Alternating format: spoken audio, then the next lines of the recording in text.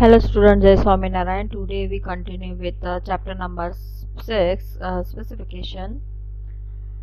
In this we study about the precast terrazzo tiles flooring. Okay, specification of precast terrazzo tiles flooring. Terrazzo tiles shall generally conform to IS 1237, that means IS 1237 के हिसाब से जो भी tiles है वो होना चाहिए, उसका जो भी स्पेसिफिकेशन दिया है उसके हिसाब से होना चाहिए. When the nominal size of the tile be 20 cm by 20 cm and the actual size shall be 19.85 cm by 19.85 cm. The thickness shall not be less than 20 mm and similarly for thickness कितनी नहीं होनी चाहिए, 20 mm से कम नहीं होनी चाहिए. Similarly for the nominal size 30 cm by 30 cm and the actual size is 29.85 cm by 29.85 cm and the thickness shall not be less than 25 mm. Tolerance, that means variation on the length and breadth, shall be plus or minus 1 mm. Tolerance on the thickness shall be plus or minus 5 mm. The tiles shall be manufactured under the hydraulic pressure of not less than 140 kg per square centimeter and shall be given the first grinding with machine before the delivery to the site. The proportion of the cement to aggregate in the backing of the tiles, cement to aggregate यानी हम जो भी नीचे base करते हैं, okay, तो जो भी बेस लेयर है, बेस लेयर के ऊपर हम टाइल्स फिक्स करेंगे, ओके, तो जो भी बेस लेयर है उसका proportion 1:3 not be linear then 1:3, 1:3 से कम नहीं होना चाहिए by the weight. The finished thickness of the upper layer shall not be less than 5 mm for size of marble chips up to 6 mm. Preparation of the bed. Sub-grade concrete or the RCC slab on which the tiles are to be laid shall be cleared, weighted and mopped. तो जो भी हम RCC slab जिस पे भी हम tiles बिठाने वाले हैं, ओके, तो sub-grade concrete और RCC slab on which the tiles are to be laid shall be, जिस पे भी हम RCC slab कैसे होने के ऊपर की जो सरफेस है वो कैसा होना चाहिए, क्लीन होनी चाहिए, देन सैचुरेट होनी चाहिए एंड क्लियर, दैट मीन्स कोई भी प्रकार की उस पर वेस्ट मटेरियल नहीं होना चाहिए, ओके, और जो भी सरफेस है वो क्लीन होनी चाहिए, ओके, कोई भी डस्ट नहीं होनी चाहिए, कोई एक्स्ट्रा मटेरियल पड़ा हुआ नहीं होना चाहिए, ओके, यानी जो भी सरफेस है वो क्लियर होनी चाहिए, ओके, और क्लीन होनी चाहिए. The bedding for the tiles shall be 12 mm to 20 mm thick lime mortar or weak cement concrete. Laying of the tiles. The lime mortar bedding shall be sprayed, damped and corrected to proper levels and allowed to harden for a day before the tiles are set. तो जो भी नीचे का layer है वो क्या होना चाहिए, यूनिफॉर्मली स्प्रेड होना चाहिए. Then tamping operation, tamping rod, अगर टैंपिंग के लिए टैंपिंग होना चाहिए, दैट मीन्स उसको और उसको बोल सकते हैं कंसोलिडेटेड और कॉम्पैक्टेड, प्रॉपर कॉम्पैक्टेड होना चाहिए एंड करेक्टेड, प्रॉपर लेवल तक वो कॉम्पैक्ट होना चाहिए and allow to harden for a day, हम वो लेयर हार्ड हो जाए इसके लिए हमें 1 डे तक टाइल्स लगाना नहीं है, okay. Over this bedding, net grey cement slurry or honey-like consistency shall be sprayed at the rate of 4.4 kg of the cement per square meter. 4.4 kg पर स्क्वायर मीटर आपको वो सीमेंट स्लरी लगाना है, white और grey cement slurry, okay, तो इसमें grey cement slurry दिया है तो वो आपको लगाना है, उस पे आपको टाइल्स को बिठाना है. Tiles shall be washed clean and shall be fixed on this ground one after another, each tile being gently tamped with a wooden mallet. wooden mallet करके कोई एक इंस्ट्रूमेंट आता है, हथौड़ी जैसा होता है, till it is evenly bedded. उससे टाइल्स बिठाने के बाद उसको प्रेस करना होता है जिसकी वजह से जो भी टाइल्स है वो फ्लोर के और जो भी बॉटम लेयर है उस पर बैठ जाए। The joint shall be kept as thin as possible, not exceeding 1.5 mm, and straight lines or to shoot the required pattern. तो जॉइंट्स क्या होना चाहिए, कम होना चाहिए, ओके, नॉट एक्सीडिंग 1.5 mm से ज़्यादा नहीं होना चाहिए। एंड द स्ट्रेट लाइंस, और जो भी हम टाइल्स फ्लोरिंग करते हैं तो जो भी जॉइंट्स है वो स्ट्रेट होना चाहिए, ओके, सीक्वेंस में होना चाहिए, स्टेप बाय स्टेप, ओके, और स्ट्रेट होना चाहिए। Then the surface of the flooring shall be checked with a straight edge during the laying of the each tile. After laying of each tile आपको क्या करना है, फ्लोरिंग प्रॉपर है कि नहीं है, अकॉर्डिंग टू स्लोप है कि नहीं है, उसका मेजर स्ट्रेट एज की मदद से हमें कैलकुलेशन करना है। द स्ट्रेट एज की मदद से हमें चेक करना है कि भाई जो भी लेयर है वो अकॉर्डिंग टू स्लोप है, टाइल्स प्रॉपरली फिक्स हुई है, okay. When the full size tiles cannot be fixed, this shall be cut to the required size with a straight edge rubbed smooth to ensure a straight or a true joint. तो for example आपको full size की tiles use नहीं करनी है, तो उसको proper जो भी शेप है उसमें कट करो और फिर आप यूज कर सकते हो। जो भी कटेड पोर्शन है वो स्मूथ होना चाहिए, स्ट्रेट होना चाहिए, जिसकी वजह से जो भी जॉइंट मिलता है वो स्ट्रेट मिले, okay. Then tiles which are fixed in the floor adjoining the wall shall enter not less than 12 mm. जो भी वॉल्स है वो वॉल में वॉल के साथ जो भी टाइल्स अटैच है वो 12 mm से कम नहीं जानी चाहिए अंदर, okay okay, under the skirting और dado. After the tiles have been laid, surplus cement grout that may come out of the joint shall be cleaned off. For example हमने सीमेंट स्लरी बिछाया था, तो क्या होगा, अभी आप टाइल्स रखोगे उस पे तो क्या होगा, टाइल्स बिठाओगे तो एक्स्ट्रा जो भी मटेरियल हो वो बाहर आएगा, तो उसको फटाफट क्लीन कर देना है, ओके। जो भी जॉइंट्स है और जो भी सरफेस जॉइंट्स में से जो भी सीमेंट स्लरी आया है वो आपको क्लीन कर देना है। Curing, polishing and finishing. The day after tiles are laid, our joint shall be cleaned to a depth of 5 mm and all the dust and loose mortar removed. Okay, तो आपको क्या करना है, the day after tiles are laid, all joints shall be cleaned to a depth of 5 mm. आपको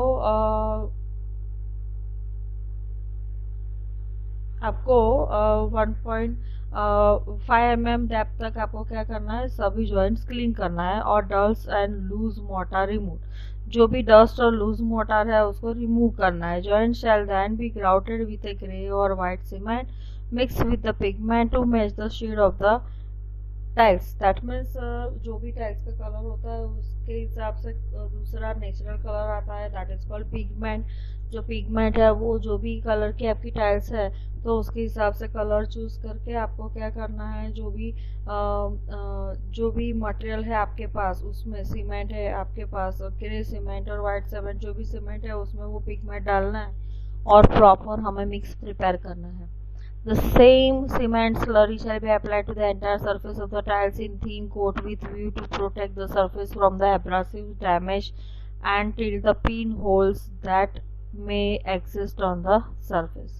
तो आपको क्या करना पड़ेगा, after the same cement slurry shall be applied to entire surface. अभी टाइल्स फ्लोरिंग के बाद सेम सीमेंट स्लरी आपको क्या करना पड़ेगा, एंटायर सरफेस पे लगाना पड़ेगा of the tiles in a thin coat with a view to protect the surface from the abrasive damage and till the pin holes that may exist on the surface.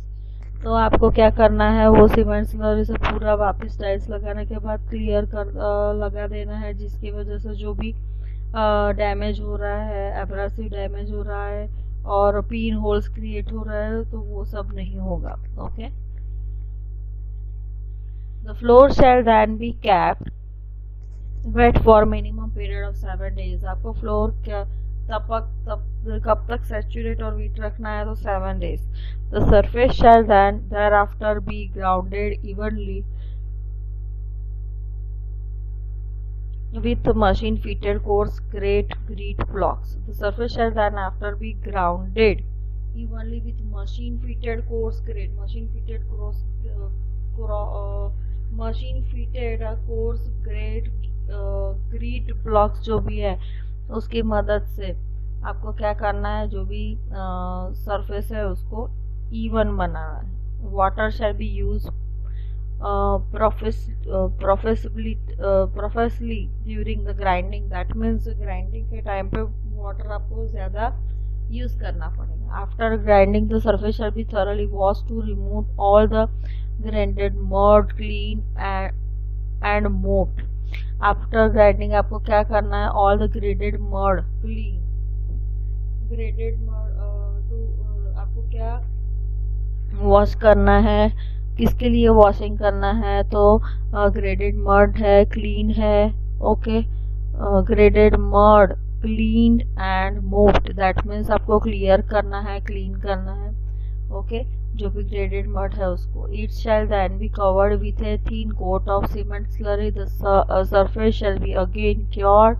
The second grinding shall then be carried out with a machine fitted with the fine grade grit blocks. The second grinding shall be carried out with machine fitted fine grade grit blocks.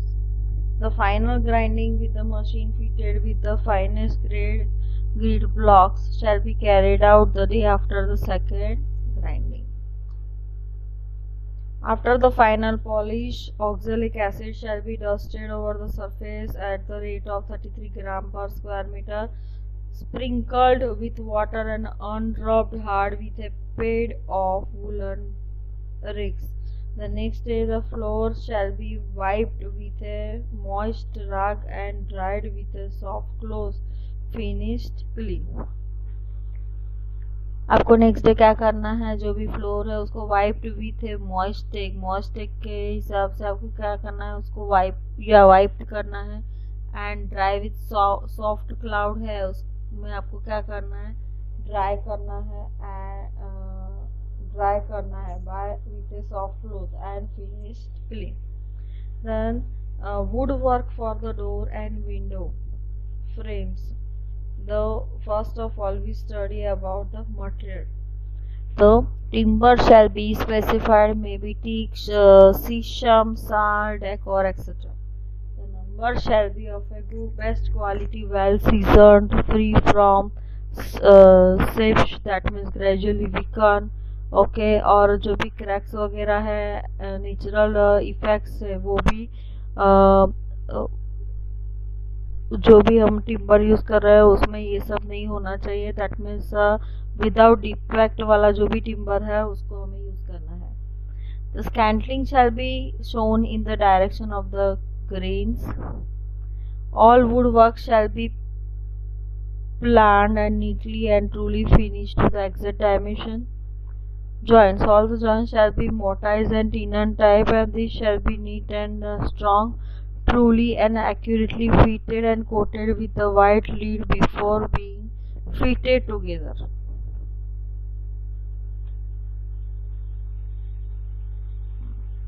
White lead, जब भी आप किसी पे वो doors या Windows arrange करते हो तो आपको क्या करना पड़ेगा, fitted and coated with white lead की मदद से उसको कोट करना पड़ेगा. Okay,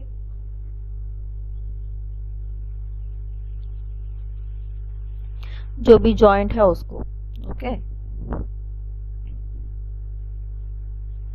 next the section size. The चौखट shall be of section as per drawing, may be 7.5 to 10 centimeters and 10 centimeter by 10 centimeter, 8 centimeter by 12 centimeter or similar section. For double levis, the chaukhart shall be 8 by 12 centimeter section. Surplus treatment.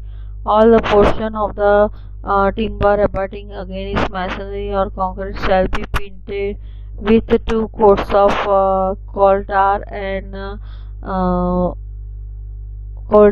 soligum, and the other faces shall be painted with a prime coat before fixing the position. Surface treatment क्या देना है, तो जो भी portion of timber against machinery concrete shell be painted with 2 coats of, जो भी machinery और concrete के टच में आने वाला है जो भी टिम्बर, तो उसको उसके लिए हमें क्या करना पड़ेगा, 2 coats of coal tar and solignum उसको पे लगाना पड़ता है। Another faces shall be painted with a prime coat before fixing the position. The frame shall be placed, fixing in the position. The frame shall be placed in position truly vertical before the masonry reaches half the height of the opening with iron clamps. Okay. In case of the door frames without sill, the vertical member shall be embedded in the flooring to a depth of 40. For example, आपके पास door frame है, उसमें vertical member नहीं है, तो आपको क्या करना पड़ेगा, तो आपको जो भी वर्टिकल मेंबर्स है उसको फ्लोरिंग में 40 mm तक अंदर जाना पड़ेगा उतनी डेप्थ तक। Okay. The door frame without the sill will being placed in opposite shall be suitably strutted and wedges in order to prevent the wrapping during the construction।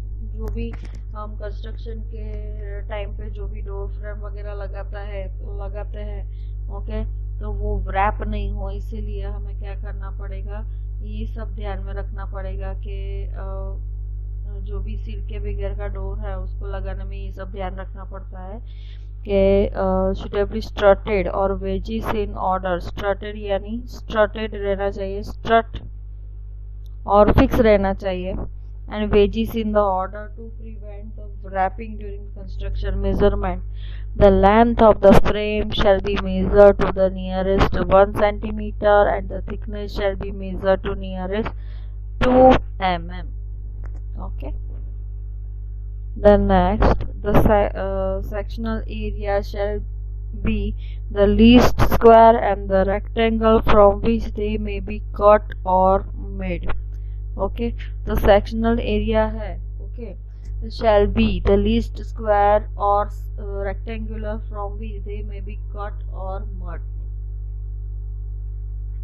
तो सेक्शन ऐसा होना चाहिए जिसमें से हम प्रॉपरली फ्रेम वगैरह cut कर सके। The wood word of frame चौखट shall be measured in square meter। Okay, thank you.